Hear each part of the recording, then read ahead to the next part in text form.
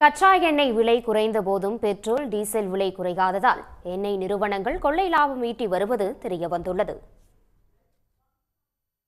ஐசிஆர்ஏவின் சமீபத்திய அறிக்கையில் Indian oil, Hindustan petroleum, Bharat petroleum ஆகிய எண்ணெய் நிறுவனங்கள் 1 லிட்டர் பெட்ரோலுக்கு 15 ரூபாய் லாபமும், டீசலுக்கு 12 ரூபாய் லாபமும் பார்ப்பதாக குறிப்பிடப்பட்டுள்ளது.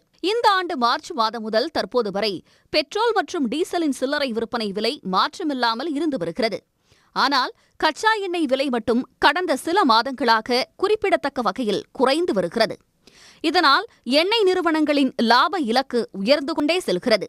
இதை உறுதிப்படுத்தும் விதமாக ஒன்றிய பெட்ரோலிய அமைச்சகம் வெளியிட்டிருக்கும் தகவலில் 2023-24 நிதியாண்டில் எண்ணெய் நிறுவனங்களின் கூட்டு லாபம் 86,000 கோடி ரூபாய் எனவும், இது முந்தைய நிதியாண்டை காட்டிலும் 25 மடங்கு அதிகம் எனவும் தெரிவிக்கப்பட்டுள்ளது. குறிப்பாக 2023-24 நிதியாண்டில் இந்துஸ்தான் பெட்ரோலியம் நிறுவனம் தனது நிகர லாபமாக 16,000 கோடி ரூபாயை காட்டியுள்ளது. இந்த நிறுவனத்தின் கடந்த நிதியாண்டில் லாபம் 6,900 கோடியாக மட்டுமே இருந்துள்ளது. இதேபோன்று மற்ற எண்ணெய் நிறுவனங்களும் அதிக லாபத்தை காட்டியுள்ளன.